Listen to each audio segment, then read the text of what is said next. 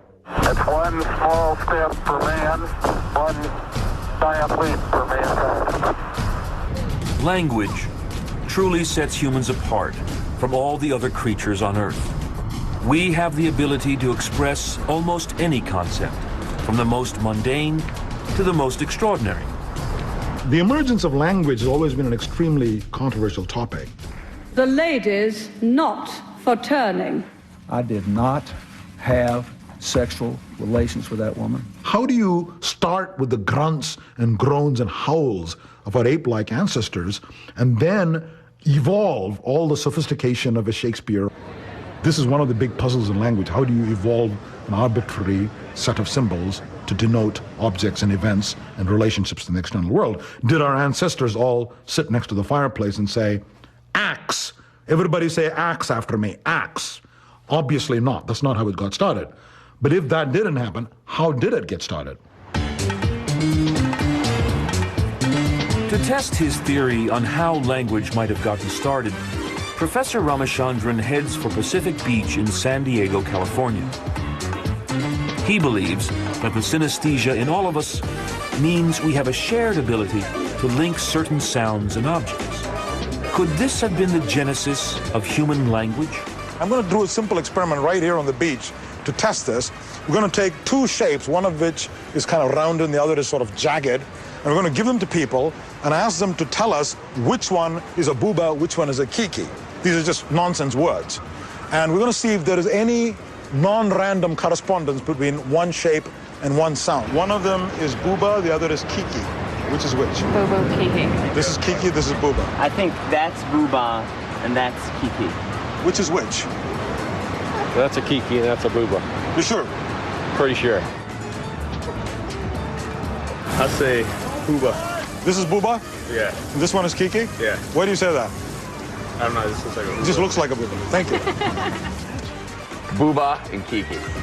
Well, when we showed people these shapes and said one of them is booba, the other is kiki, I would tell me which is which.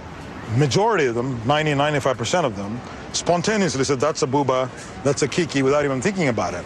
Kiki. Yeah. Kiki, booba. This one's booba and this one's kiki. Excellent. Very good. This means there is a non-arbitrary correspondence, a spontaneous tendency in all of us to pick the bulbous amoeboid shape as the booba. So the gentle undulation of the sound contour represented in the hearing center in your brain mimics the gentle undulation of the visual contour. Similarly, ki has a sharp edge to it, sharp sound, and that's mimicking the sharp inflection of the visual contour of the kiki. And this is what you need, this initial bias is what you need to get the first words going. Ramachandran believes this synesthetic connection between our senses of hearing and vision was an important initial step towards the creation of words. Our earliest ancestors most likely first started to talk using sounds that actually evoked the object that they wished to describe. But he believes that was only the beginning of the process. Other links in the brain tend to reinforce the sounds we use. Just as you have synesthesia between sensory areas, you also have the propensity to mimic hand movements with lip and tongue movements. Now this is probably because the hand and the mouth area are right next to each other in the brain, and there is some cross-activation of the kind you see in synesthesia. What I'm claiming is that there's a non-arbitrary mapping between the hand gestures and unconscious lip and tongue movements.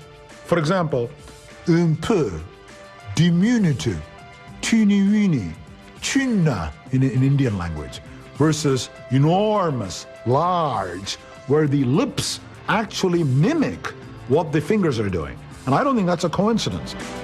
If this theory is correct, then language must have emerged from the multitude of synesthetic connections within our brains. We've got several types of interaction in place, but we can see how in evolution, all of these acting in conjunction start bootstrapping each other and enhancing each other, resulting in the whole avalanche that we call language.